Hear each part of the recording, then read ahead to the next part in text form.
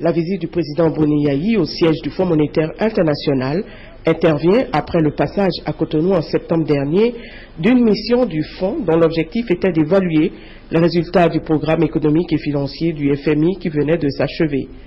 Un programme de 4 ans qui a pris fin en août. Au cours de la séance de travail tenue entre la délégation béninoise conduite par le chef de l'État et celle du Fonds monétaire international, le point de relation avec le Bénin a encore été fait. Les efforts du gouvernement béninois pour l'assainissement des finances publiques ont été salués, ainsi que les efforts déployés en matière d'investissement dans les secteurs sociaux et des infrastructures.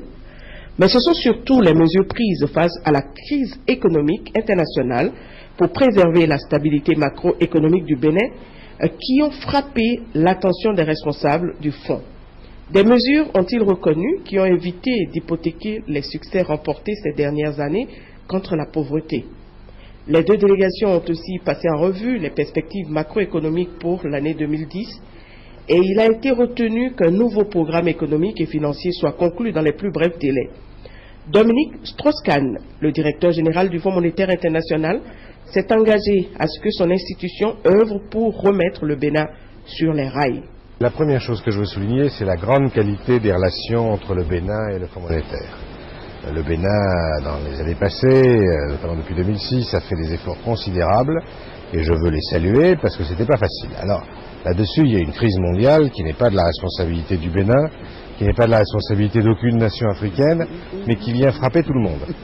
Et cette crise, évidemment, crée des difficultés. Dans cette crise, la tentation, c'est normal, parce qu'il y a des besoins, parce que les peuples souffrent, parce qu'il faut investir, parce qu'il y a des besoins sociaux. C'est de satisfaire ces besoins qui sont plus grands encore dans la crise qu'avant la crise. Et d'un autre côté, il faut arriver à respecter les équilibres budgétaires, sinon c'est l'avenir qui est en cause. Nous allons voir ensemble comment on peut remettre le Bénin sur ses rails, comme d'ailleurs les autres pays africains qui tous ont des difficultés, même ceux qui ont du pétrole, vous savez, ont des difficultés. Alors, c'est dire pour ceux qui n'ont pas de pétrole. Et donc, on va travailler ensemble pour remettre l'économie béninoise sur les rails.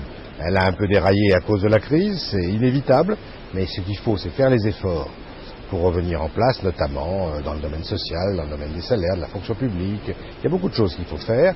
Nous allons travailler ensemble et voir comment on pourra mettre en place un nouveau programme avec le Bénin. Je crois que ces programmes du Fonds ont été très utiles pour le Bénin, c'est en tout cas ce que le président a eu la gentillesse de dire, et donc nous allons travailler pour le plus rapidement possible mettre en place un programme, et de la même manière conserver les relations très étroites que nous avons, notamment par notre représentant à Cotonou. En tout cas, moi je tiens à souligner la qualité de ces relations, et à souligner les efforts et les engagements qui ont été pris par le président et son gouvernement pour que la situation redevienne une situation qui soit plus soutenable à terme. Le séjour du président Boni Yayi à Washington va se poursuivre cette fois-ci avec la visite de la Banque mondiale, l'autre institution de Bretton Woods qui, avec le FMI, adapte maintenant ses conseils et ses interventions aux réalités des pays concernés.